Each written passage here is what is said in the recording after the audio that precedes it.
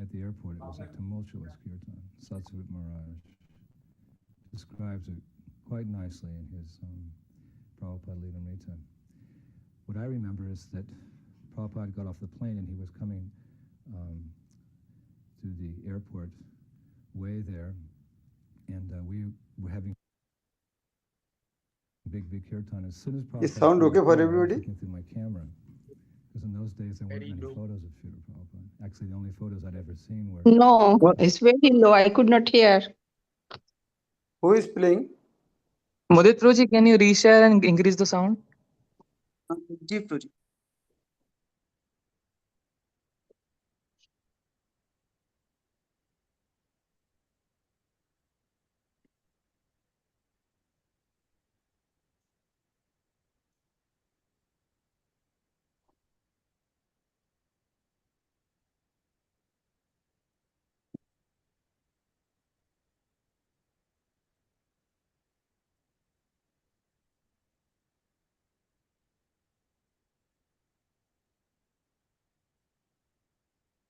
few black and white photos. So in those days, a photograph of Srila Prabhupada was something very rare and something very special. If a devotee had a photo, he would keep that and treasure it. And often during our japa sessions, if a devotee had a photo of Srila Prabhupada, we'd all... Still not so much improvement. Like this. So I was very eager to get a photo of Prabhupada, of my own. So Prabhupada came and he turned the corner, and I was looking through my camera.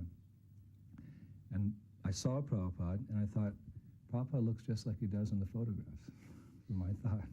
But meanwhile, all around me, there was this huge kirtan, and devotees, especially Prabhupada's association. Regulator, remote cut kisko. Everyone broke out crying, and they fell to the ground, and there was so much sobbing and weeping, and I looked around. Remember my godbrother Balalasva Prabhu, he was next to me, and he was, when I first joined, he was a hero for me because he was a Sankirtan leader, he was a good kirtan man, he was a very good preacher and a leader, and I had this image of a very tough devotee, but he was on the ground and he was just crying, Prabhupada, Prabhupada.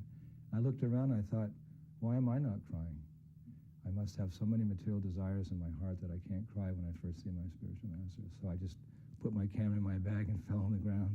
Then I remember Prabhupada came in to where the group of devotees were, and he embraced Kirtananda Maharaj, and he patted Bhagavan Das on the head. It was very, very sweet. And he sat down, or we took him, I can't remember exactly, we took him to not far away, there was a chair we set up for Srila Prabhupada. And he started giving a lecture, but I was so mesmerized just by seeing him after meditating on him for so many months. I'd only been a devotee for a few months. Seeing him like that in front of me, so amazing.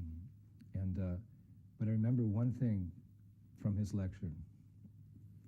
And through the years, I've met godbrothers, Bhakti Prema Govinda Maharaj, Pragosh Prabhu, other godbrothers, who I didn't actually know at that time.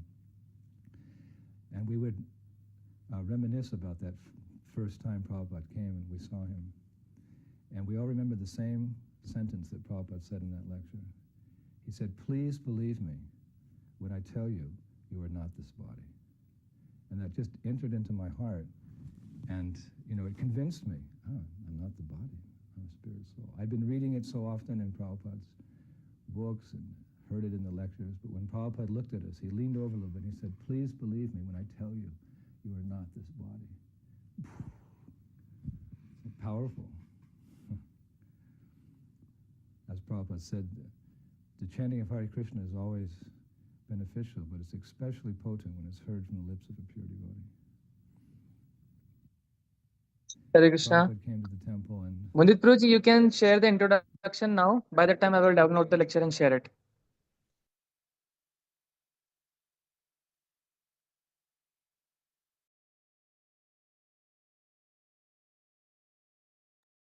Hare Krishna, Mudit Prabhuji, you can share the presentation and give the introduction. By the time, I will download the lecture and screen share it after the introduction.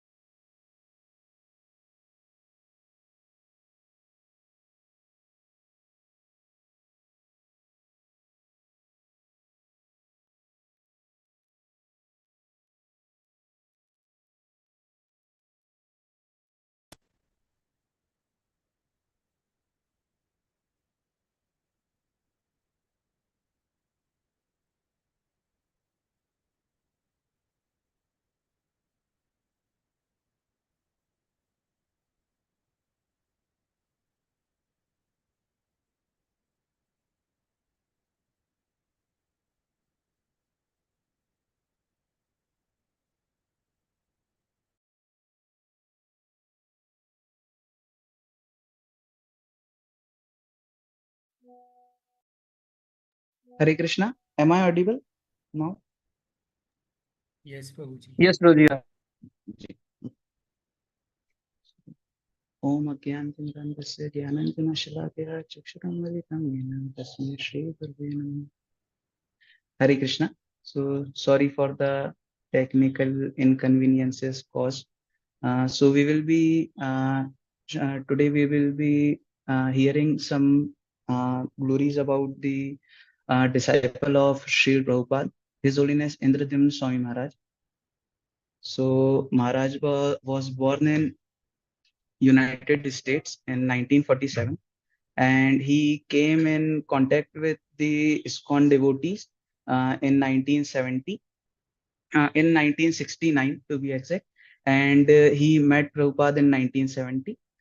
So because he met the disciple of Sri Prabhupada, His Holiness Vishnu Jain Swami Maharaj, and from him he got connected with the movement of Sri Prabhupada.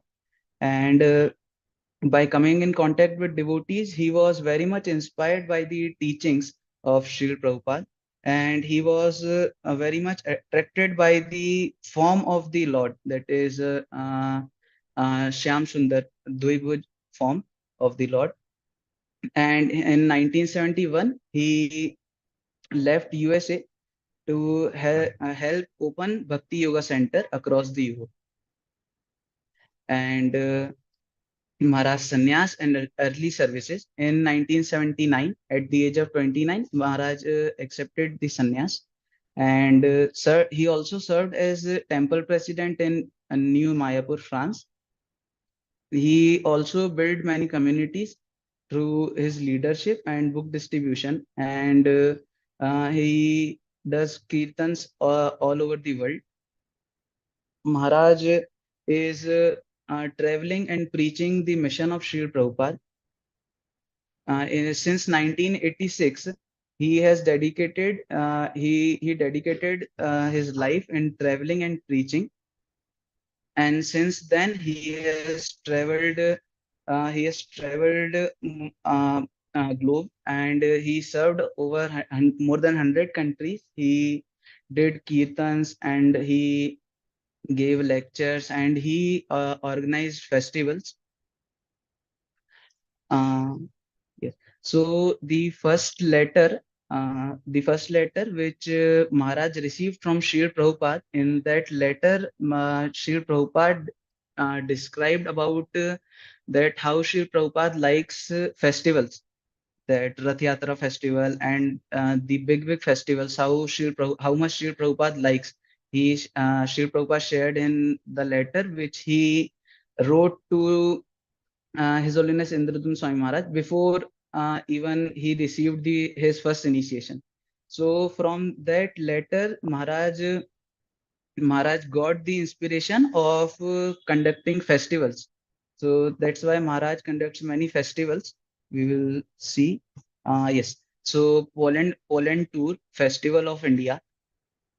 First, he organized the Festival of India in Poland in 1990, and since then, that festival is happening every year. Currently, few days back, also Maharaj was there only conducting the festival, and he very much likes the culture of the spiritual culture, and he very much wants to share and propagate this culture all over the world, and he is leaned towards it, and he is working very hard for sharing the culture which Prabhupada wanted to share all over the globe. And the Festival of India features the classic Indian dance and theatre. Means their devotees do drama based on Bhagavad Gita, means teachings of Bhagavad Gita, and many other Shastric stories. Devotees present dramas, and they have many other graphical exhibitions and book stalls also, and their devotees distribute prasadam, and they have different stalls like which they put a stall which attract the audience, means the Western audience, what their people will like. Some stalls like gopi dots and sari, where the female will like that those type of things very much. And they also have their cooking stalls where they teach people how to cook and offer it to Krishna. And they also Maharaj was also present in the Polish Woodstock festival, where more than 1 million people gathered. And Maharaj also did the Discover India tour in 2017 in USA. Maharaj is famous as a traveling monk because he wrote diary. He has diaries. He write, which is named as Diaries of Traveling Monk, and he is famous as that. Since 1995, he has been writing those diaries.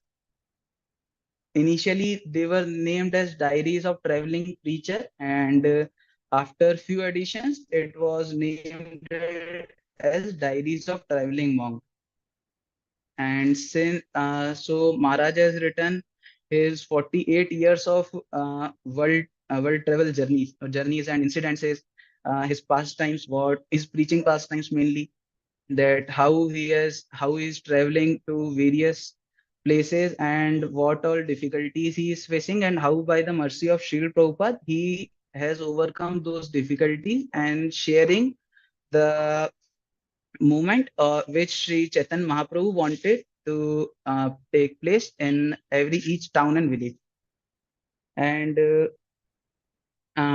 yes, Maharaj blends his personal reflections with his spiritual wisdom, and he does it very nicely in very much storytelling manner.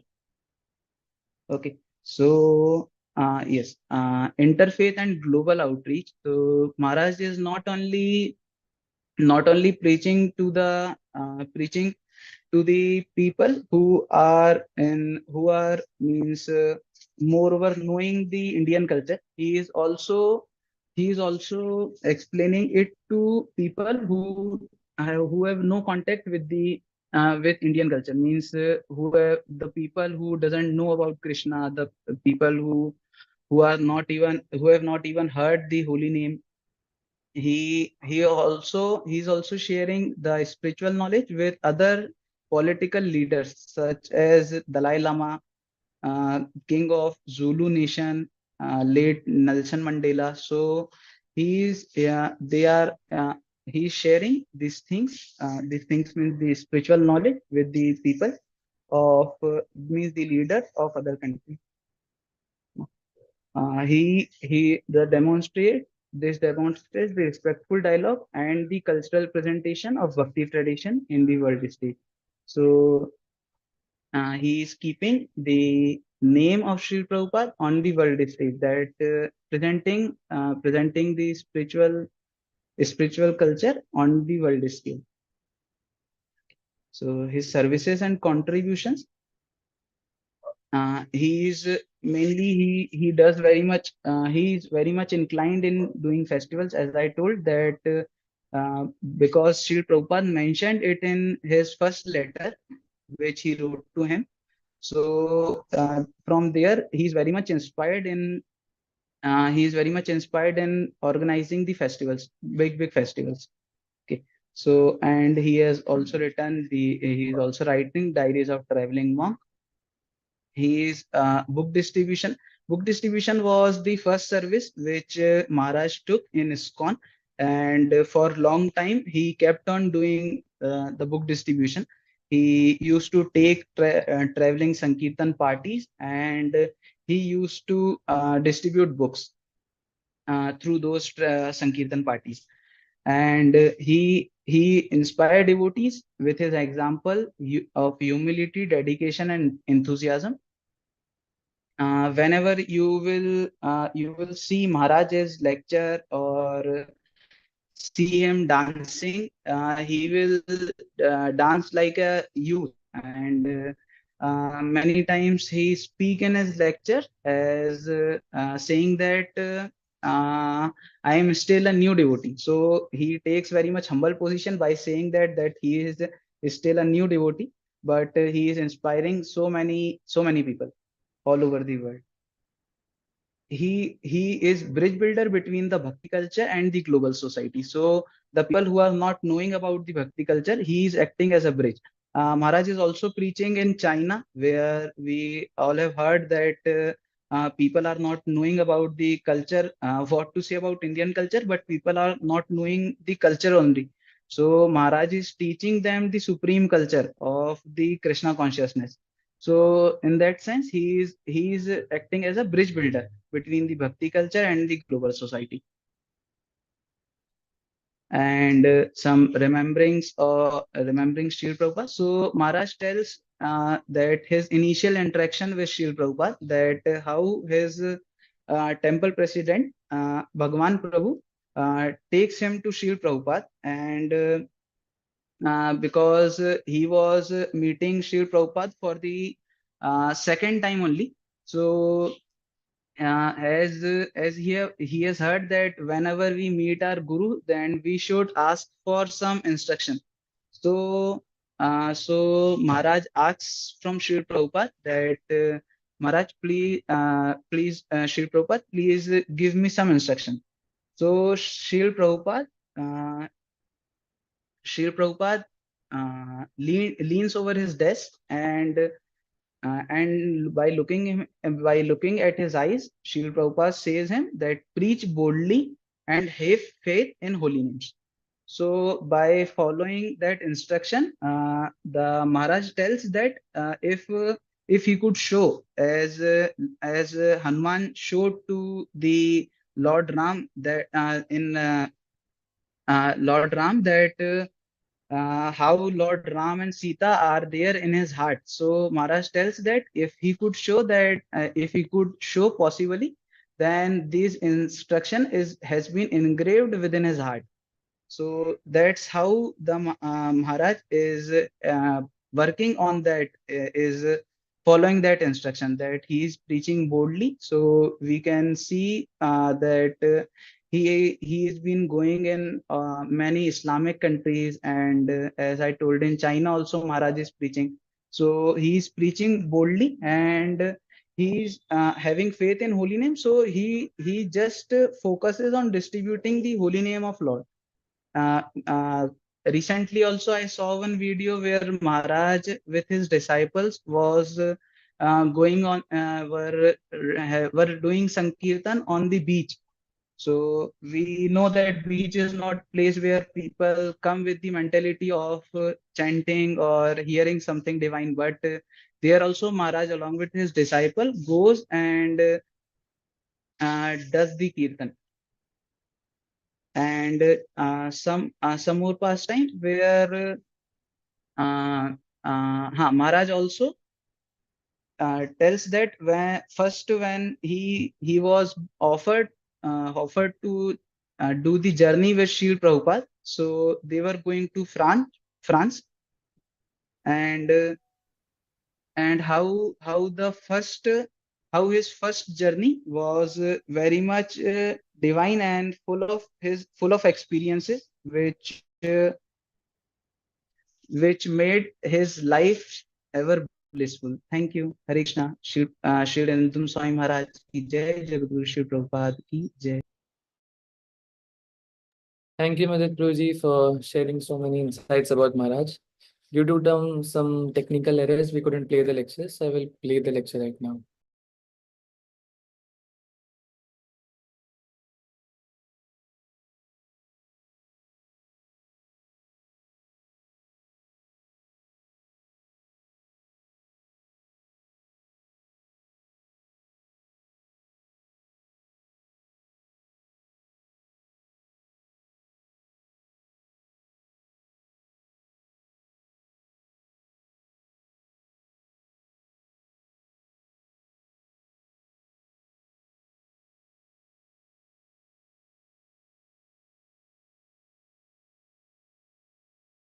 And many of us had never seen Srila Prabhupada. So when he arrived at the airport, it was a tumultuous kirtan. Satsvut Maharaj describes it quite nicely in his Prabhupada Lilamrita.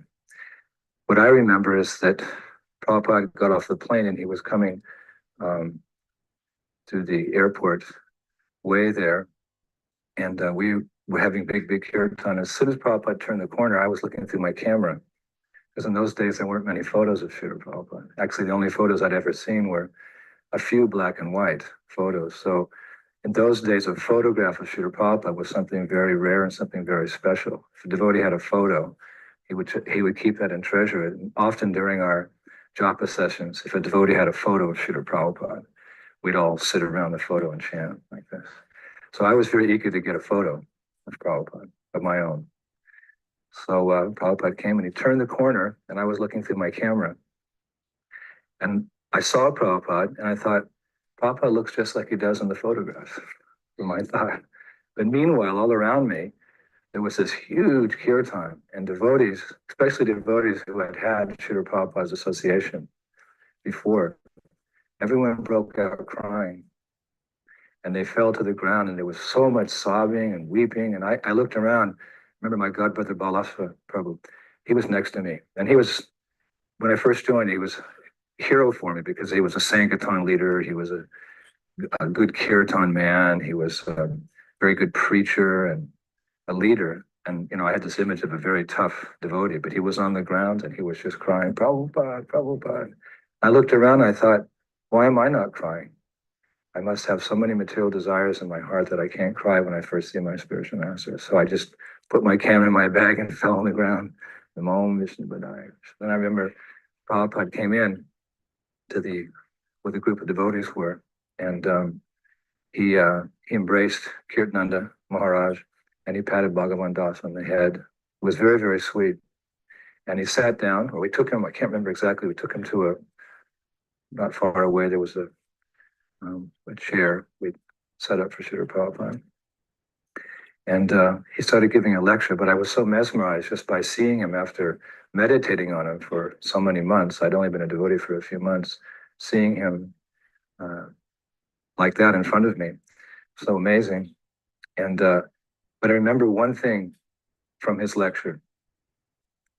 And through the years, I've met godbrothers, Bhakti Prema Govinda Maharaj, Pagosh Prabhu, other godbrothers who I didn't actually know at that time. And we would reminisce about that first time Prabhupada came and we saw him. And we all remember the same sentence that Prabhupada said in that lecture. He said, please believe me when I tell you, you are not this body. And that just entered into my heart. And, you know, it convinced me, oh, I'm not the body, I'm a spirit soul. I've been reading it so often in Prabhupada's books and heard it in the lectures. But when Prabhupada looked at us, he leaned over a little bit and he said, please believe me when I tell you, you are not this body. Powerful. As Prabhupada said, the chanting of Hare Krishna is always beneficial, but it's especially potent when it's heard from the lips of a pure devotee. Prabhupada came to the temple, and I remember the first morning Prabhupada came down to give class, and Bhagavan's wife, Krishna Bhamini, she had her first child, Vaishnava Das, and she was standing near Prabhupada's Vyasasan. So Prabhupada came down the stairs of the Detroit temple, and we were having kirtan, and then Prabhupada walked in, and I was standing right near Krishna Bhamini. And her son, Vaishnava, had kartals, little kartals. He must have been, I don't know what, he must under two, one and a half or something. Probably one. But he had these kartals, and he was playing the kartals, like, I'm not exaggerating. He was playing like so sweetly and in time to the kirtan. So Prabhupada walked by and he saw this. He stopped. And he sat down on the Vyasasan, and instead of picking up the kartals himself and chanting Jaya Radha Madhava, he just started speaking about this boy. You see how this boy, he is playing the kartals so nicely. This could only be because he was devotee in his last life. I remember Krishna Bhamini, she just big smile on her face, and all the, the mother, their child devotee. So she was so happy like that. And then Prabhupada gave a lecture. about how he was quoting Bhagavad Gita, how the unsuccessful yogi, he takes birth again either on higher planets, or he takes birth into a family of wealthy merchants, or he said best is to take birth in the family of brahmana devotee. He says, so these children are very, very special. You must take very good care of them. So that remained in my mind, that impression. A little later on the day, I was grihastha at that time, and my son was 1 or something, 1.5, just learning to speak. Some words were coming, and I had him on my shoulders. I was chanting my japa around the castle. New Mayapur, we had a chateau. Prabhupada's quarters were upstairs. So Prabhupada came to look out his window. I was taking my son around and then my son, Gaura Shakti, he saw Prabhupada up in the window there. And he went, Prabhupada, Prabhupada, Prabhupada. I thought he was going to fall off my shoulder. He was, Prabhupada, Prabhupada, Prabhupada, Prabhupada, Prabhupada. Okay, hold on. And Prabhupada waved to him. You'd see Prabhupada waving. And that night, when Prabhupada gave darshan up in his quarters, he brought up the incident. He said there was one young boy that he was going around with his father around the castle, and he saw me. He started chanting Prabhupada, Prabhupada. So he said, this is Krishna consciousness. These children, I don't know who these children are. Maybe there is some connection from some previous birth. Oh, my son. Like he said, these children, he said, they're so enthusiastic when they see me. He said, maybe there's some relationship from previous birth. Hare Krishna. Prabhupada stayed, I can't remember how many days, but I really wanted to be initiated. I'd been a devotee about 8 months, but Bhagavan had this policy. He said that none of the devotees he'd ever recommended for initiation had ever left. And he was very strict that you had to wait 1 year. This was unusual in those days because devotees were getting initiated after 6 months, 4 months, 1 month. Sometimes people would walk off the street, and devotees in the naivety that you have to get initiated by a pure devotee, and then you'd sit down and some states, then he left. But I really wanted to be initiated, but I didn't get the authorization to get initiated. So I thought, but I want Prabhupada to know that I'm his disciple and I'm aspiring from him. So just as Prabhupada was leaving the Detroit temple, he was going out to the car. I ran upstairs to my room, and I thought, I'll give Prabhupada a donation. I'd heard something about a Bhaktivedanta book fund, BBT, Bhaktivedanta Book Trust. In those days, it was called a book fund, I think, and been named, incorporated here. So I ran upstairs, and when I joined the temple, I'd given all the money I had, which was about $2,000 or $3,000. I'd given that to the temple, but the temple president allowed me to keep $10. So I went and I got the envelope, and I took out the $10 that I was saving for emergency. And it was for me, it was a lot. It was some kind of security if I couldn't get something in the temple. So I put in an envelope, and I wrote a short letter because Prabhupada was walking out to his car. Dear Srila Prabhupada, please accept my humble obeisances. All glories to you. Thank you so much for coming to Detroit. It was a very short stay, but I learned so much during your visit, and I became very attached to you, and I'm very sorry to see you go. I'm going to feel so much your separation when you go. And then I put an envelope, and I sealed it, and I ran downstairs, and Prabhupada was outside. He was just getting into his car. I said, Srila Prabhupada! And I yelled it very loud. I was at the door, and he was maybe, 30 yards, 40 yards away. All the devotees stopped. Everyone looked around, and Prabhupada, he looked. I said, I have a letter for you. So I ran, I paid my obeisances, and I gave the letter, and Prabhupada told us, and just those short encounters with Srila Prabhupada has such an impression in our hearts. Lavamatra sadhu sangha. So I saw him put in his kurta pocket. It was sticking out. He's going to lose it. Will he read it? Will Prabhupada read my letter? And then the car drove off, and that was I pretty much forgot. I didn't forget, but I just thought, well, Prabhupada's so busy, he probably won't reply me. 2 weeks later, a letter comes in the mail. And in those days, whenever a letter would come from Srila Prabhupada, it was a very special event. The temple president would get the letter, and he wouldn't say who it was addressed to. And we'd all assemble in, it was like kind of a living room in that temple, kind of a reception room we used it as.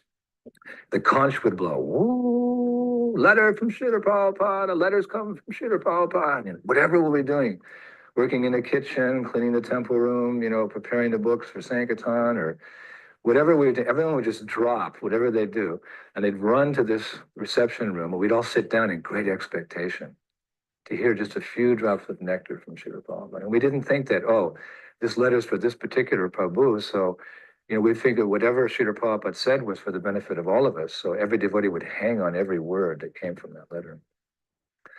So Bhagavan, he said, we've received a letter today from Srila Prabhupada.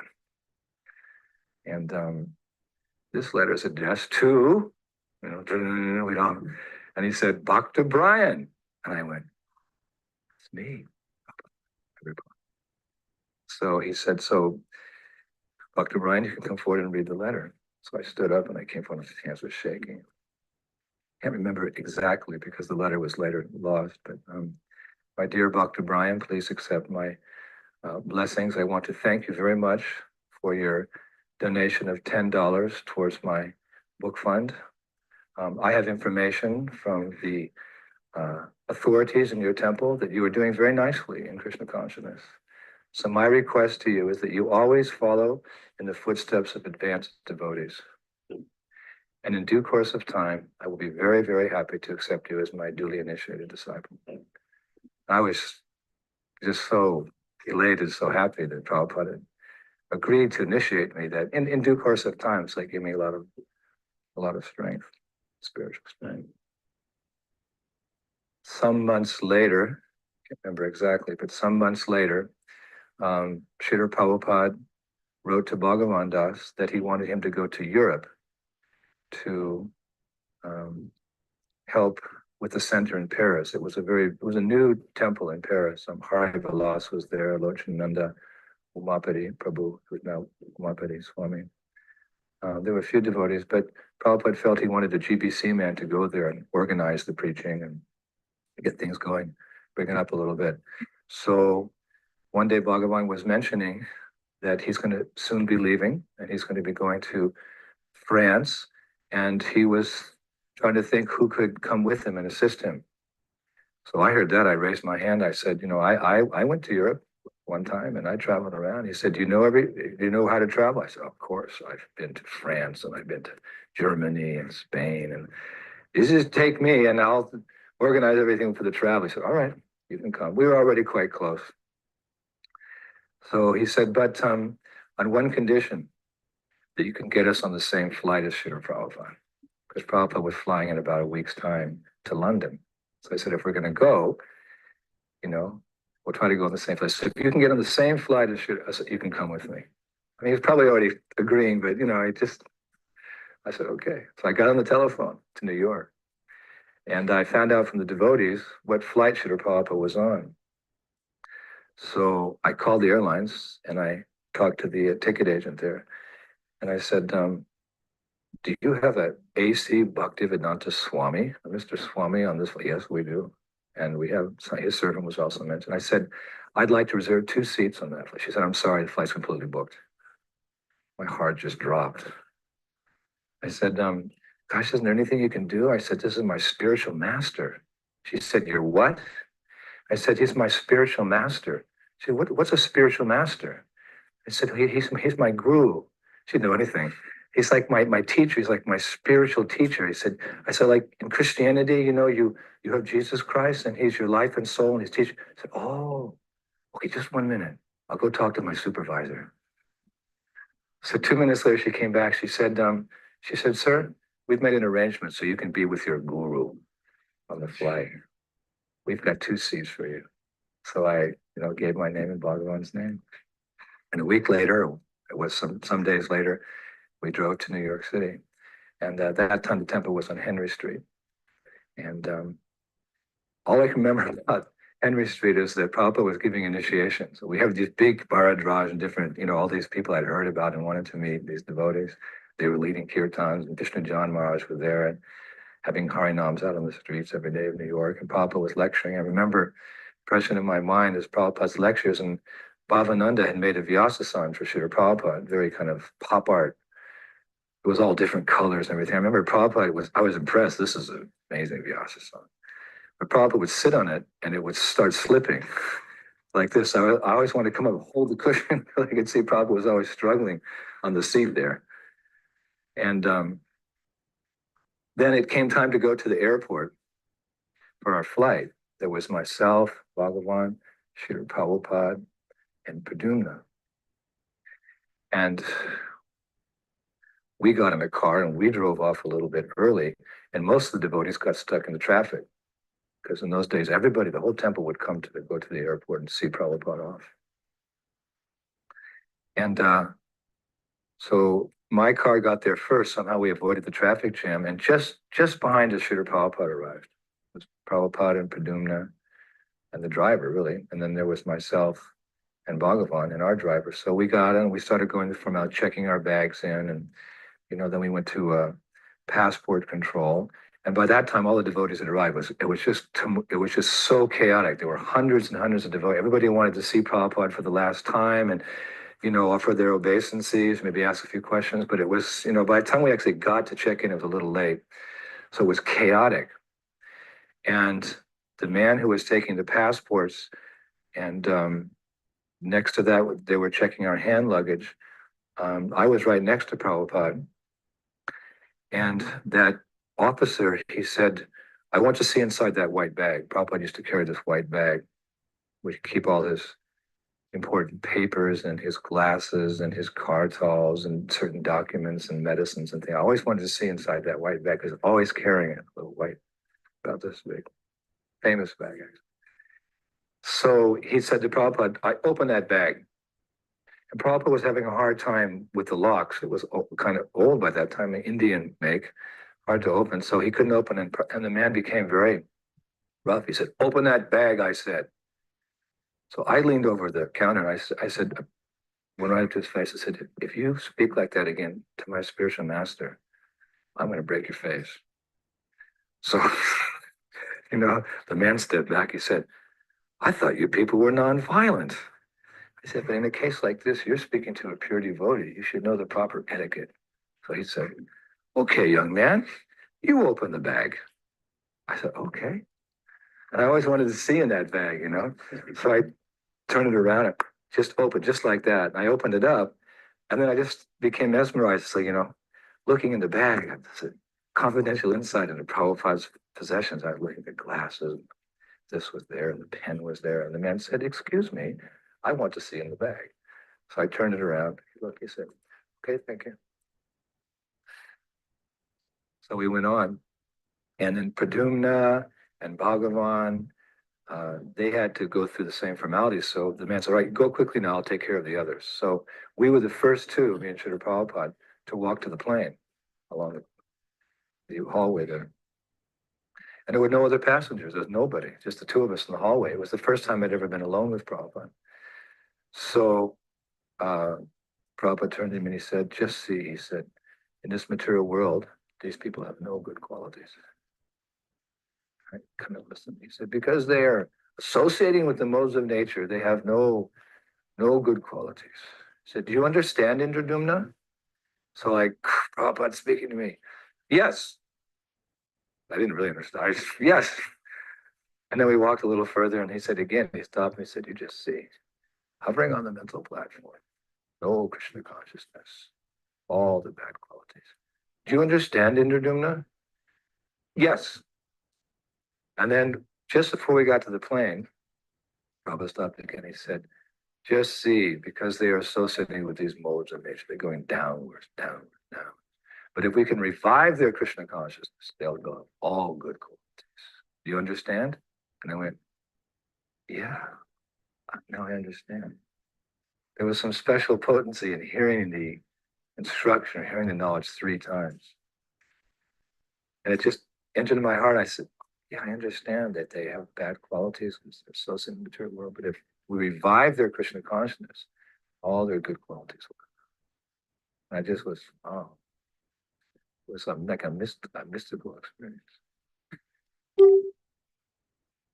So we went into the plane. Hare Krishna. So it was an amazing lecture. I can share the lectures link in the group. So actually Maharaj's lecture feels like it should be never ending, but because of the time constraints, we have to pause it. So we'll have a very special session on the glorification of His Holiness Bhakti Swami Guru Maharaj tomorrow, because his Vyas Puja is coming up. So we'll have a very special devotee and see you all tomorrow, sharp at 5:30. Hare Krishna. Jai Shri Srimad Indradyumna Swami Maharaj ki. Jagat Guru Srila Prabhupada ki. Nitai Gaura Premanande. Hare Krishna.